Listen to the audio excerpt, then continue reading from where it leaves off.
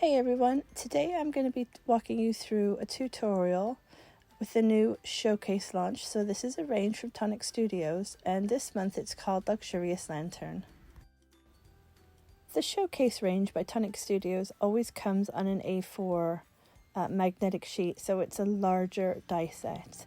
I'm going to go ahead and show you, these are the panels that I've used. There's two different panel designs, but this is the one I've used, and I've paper-pieced this project.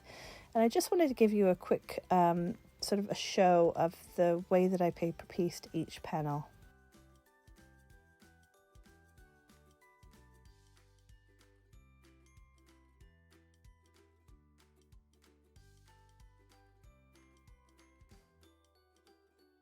I'm going to assemble two boxes in slightly different ways. It doesn't make a difference which way you do it. There's no right or wrong way. The first one is I'm adhering the panels down onto that frame, and if you can notice on the left hand side I've adhered the panels on that half frame, and this is just one way to do it. And then once we do all of our folds, then we're going to just use the tab to stick it together. This is a really easy way. You just gently maneuver those folds. As you can see here, I'm doing it on the front as well. And then it's just going to make the appropriate shape once you've done that. So you just want to give it a couple of minutes to gently fold those into place.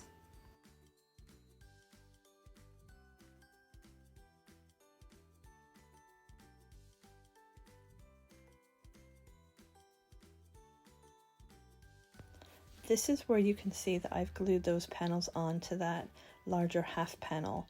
I'm going to go ahead and add glue, always wet glue, especially for this project, onto the panel bits that aren't covered, and then I'm going to add glue to the tab on the other side and adhere it together, and that's going to create the base for your lantern. The reason I always recommend using wet glue is because when it dries, it's permanent. And if you use like red liner tape or tissue tape, it is not permanent. So when the weather changes, it's just going to pop off and it will fall to pieces. If you do use the red liner tape, then just add a bit of wet adhesive and to make sure that it stays permanent. One more thing I wanted to mention is that because this box is so big, I would recommend using nothing less than 240 GSM. Otherwise, I don't think that the size of the box will hold if you use anything smaller. So I definitely wouldn't recommend using Craft Perfect paper.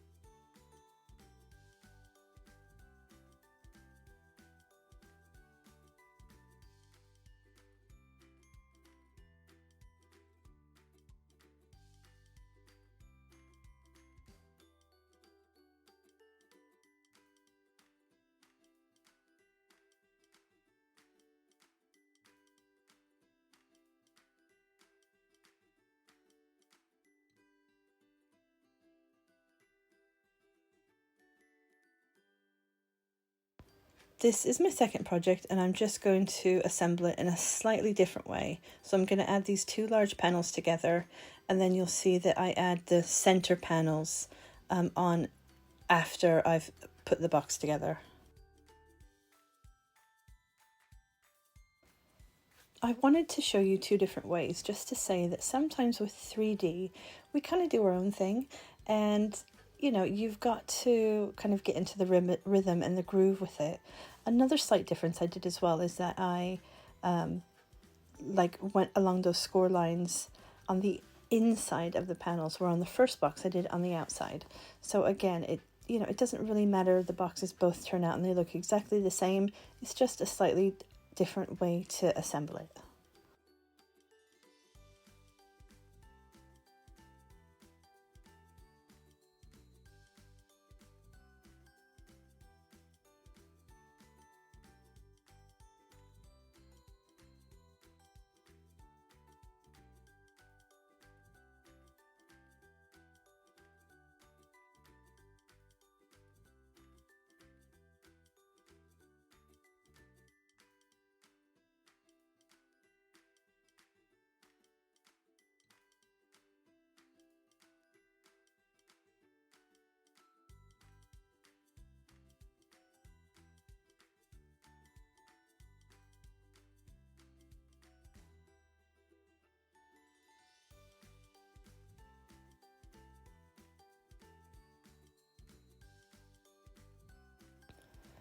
And this is where you'll see that I've added that last panel on at the end, instead of attaching it to half of the larger outer die first. Like I said, it makes no difference if you do it the first way, the second way, or you can come up with a third way to do it as well. It's just whatever's easiest for you.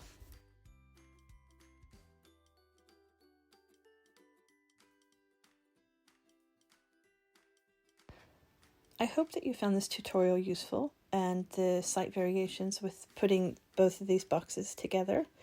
If you have any questions, just pop me a comment and I'll get back to you as soon as possible. Please like and subscribe if you haven't already, and I hope to see you soon. Have a great day, take care and stay safe.